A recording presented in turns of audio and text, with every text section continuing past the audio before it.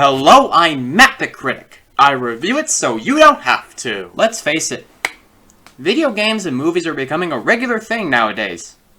Am I right? I mean, think about it. With more and more video game companies bringing their creations into the real world of film, it shouldn't be no surprise that there are a lot of video game related movies. Well, you may be already guessing why I'm discussing this subject, because for today, I will be checking out one such instance. But this time, this movie has original video games that intertwines with real-life video games.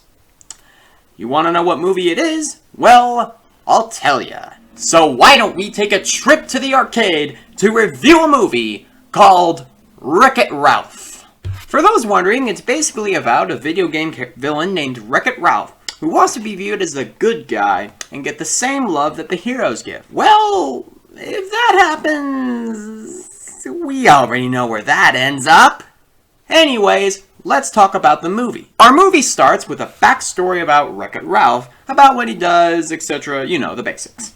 He does this in a place called a Badanon, a support group for video game villains to accept who they are and take life one game at a time.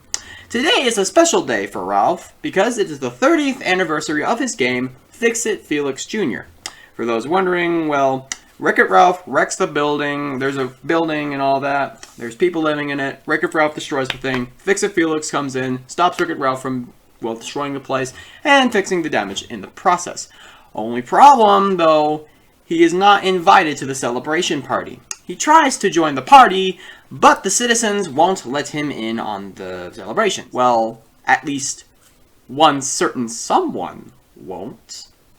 I'm looking at you, Mustache Man. He tells them that he is going to find a medal in order to prove that he is as good as Felix. He then finds a way into a new game that got recently plugged in called Hero's Duty. For those wondering what it is, it's basically a first-person shooter game. Oh, fun fact, there is one rule if any video game character goes into another game. Basically, and all that, they can go into other games and all that, and they can have some fun too. They cannot die. Because if they die in the game, well, they die. Permanently. So Ralph messes up the game for a player because he's never been in a first shooter game, so he just kind of ruins the fun. Ralph finds a way to the top of the tower using stealing Calhoun's, well, hoverboard. She has a hoverboard. Where he was told by an NPC from Hero's Duty earlier before he went into the game that there would be a medal there. Meanwhile, Fix-It Felix Jr. is put up out of order due to Ralph's absence. Yeah, if someone wants to play a game without a character, or if a character is absent from a game, it will lead to very bad situations. Fix-It Felix finds out that Ralph went out of this game and is worried about Ralph going turbo. Further details will be given later on in this review. Yes, I know I broke the fourth wall, but I don't care. And yeah, there's some interesting stuff that happens next, but we'll get into it. After getting his medal and unknowingly causing a lot of chaos in the process, he escapes in his ship with a creature known as the Cybug. Pay attention to this character later on because I will mention exactly what his purpose is later in this review. And yes, I know I broke the fourth wall, I do not care. After his ship malfunctions, he accidentally wounds up in the go-kart game Sugar Rush. I don't need to give you guys a mental image about what Sugar Rush is because I think you can already tell where and who the characters are. Where he meets Vanellope von Schweetz, a racer with the ability to glitch. And no, I'm not talking about like human glitch, like shaking your hands. I'm talking like a video game, like let's say a video game virus, you know, stops the car, slowing and all that, cause the game malfunction. Yeah, that glitch. She steals the medal, Ralph's medal, as a way to get into the race. By the way, if you're wondering, she is not allowed to race because she is a glitch. Their words, not mine. And by they, I mean the video game codes, not mine. Vanellope is caught interfering into the race, and Ralph breaks into the race and gets caught as well, trying to get his medal back from Vanellope. Wreck-It Ralph meets the guy who, quote-unquote, runs the game at the guy's castle. For those wondering, he is a candy king named, well, King Candy. That's his real name. So after some stuff here and there, he escapes the palace and is now on the hunt for his medal. And by he, I mean Wreck-It Ralph. He finds Vanellope, and he finds the rest of the racers are mocking her because of her glitch. They destroy her first go-kart, calling her a freak. Ralph comes in and stops the bullies from hurting her, and all that type of stuff. They eventually agree to help each other. Ralph's piece of the pie is to help Vanellope get a new car, while Vanellope's piece of the pie is to help Ralph get his medal back. Meanwhile, Felix and Hero Duty's NPC, General Calhoun, who is the leader of the soldier NPCs in Hero's Duty, and they go on a journey throughout Sugar Rush, almost drowning in chocolate milk mix, to go look for Ralph and bring him home. And yeah, there's some interesting stuff that happens next, but we'll get into it. Now, I'm sure you're wondering about the whole Turbo thing and the whole Cybug and what exactly they are. So, now I'm going to tell you guys about what the Turbo and Cyberbug means. To put this in basicality, going Turbo is a reference to a video game character who used to exist named, well, Turbo. A character to a go-kart racing game called, well, Turbo Time, who got his popularity diminished because of the new game called, well, it's another racing game, to put this. I forgot the real name of the game, but basically it's a new racing game that came out at the time. So because of jealousy, he basically tried to take over the other game, causing the one game to glitch, causing both games to be put out of order. And that's kind of what Cyber means. You go into another game, cause chaos, both of your games are going to suffer. And if you're wondering what a Cybug is a video game character designed to, and I'm not kidding here, be a virus. A video game virus. Meaning, if released into other games, it can cause catastrophic damage to those specific games. Meaning, to put this in the simplicity as possible, don't let Cybugs into other games or they will eat your souls! Now, let's continue on with the movie. Oh, by the way, Felix starts to get romantic feelings for Calhoun and all that while they're on their journey to get Ralph. He calls her his one dynamite gal, something that she had been told by her ex-husband. He was killed by a Cybug because, well, programming reasons. But Felix gets rejected. I just felt like I wanted to mention that real quick because that was a moment that occurred in the movie. And yeah. So they arrive at the car-making factory while making a car and all that, and eventually go out to Vanellope's hideout, a mountain in the shape of a Coca-Cola bottle, where Vanellope learns how to drive by Ralph. Little does Ralph know that King Candy hacked the game codes and now has his medal. He gives Ralph the medal. In return, Ralph has to make sure that Vanellope doesn't race, because King Candy says if Vanellope races, the game is dead. That's how manipulative this guy is.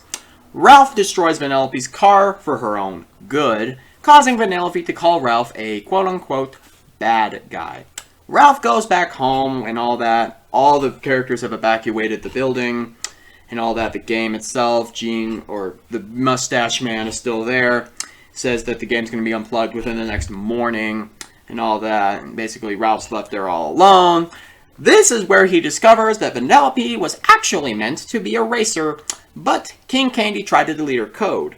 And if you want to know why the other racers were bullied with her, he removed the memory of Vanellope from the game, and the citizens' memory of her. Yeah, that happened. This guy's manipulative. Ralph convinces Felix, who is locked in a fungeon. Yes, a fungeon, a fun dungeon, if you're wondering, to fix the vehicle. And of course, Ralph delivers it to Vanellope and they make up.